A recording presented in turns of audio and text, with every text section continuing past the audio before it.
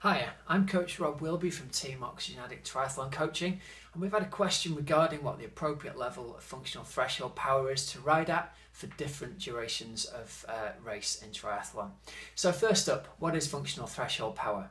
Well, simply, it's the amount of power you can produce in a steady state over 1 hour of a time trial. So from that we can work out, depending on the different race length that you're going to be riding, what different percentages you can actually sustain through those races. So first up, a sprint triathlon is probably going to take you in the region of 30 to 40 minutes on the bike leg for most people. So you should be able to sustain 100 to 105% of your FTP power, maybe for the stronger riders even up to 110% of FTP. During an Olympic distance race, most athletes are going to cover that in somewhere between an hour for the top riders through to about an hour and 20. So you're looking to be sustaining somewhere in the region of 90 to 100% of your FTP. Again, depending on how long you're going to be out there. Obviously, the longer that you're out there for, the smaller the percentage of the FTP you're going to be able to hold that for.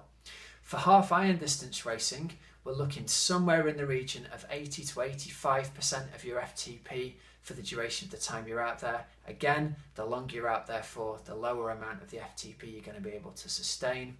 And for iron distance racing, well, this is where things start to get a little bit more interesting. Our advice is usually that we're looking in the range of 68% to 73% of your FTP, depending very much on two things: on the amount of time you're going to be out there for and your personal level of fitness. The fitter you are and the shorter the duration you're expecting to ride, the higher percentage you're going to be able to hold. For the pros, it's not unusual for them to be holding up to 80% of their FTP for a whole bike leg, but for most age groupers, we think that's probably going to be unsustainable.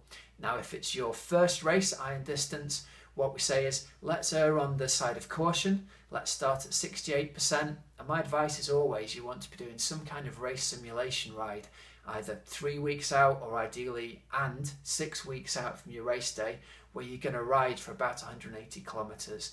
If you do your first race sim ride at 68% of FTP, see how you feel at the end of that and have a pretty honest conversation about how you honestly feel running a marathon off the back of that. But again, for most people, we're looking at 68% to 72, 73% of FTP. Hope this answers your questions and I hope you find this useful.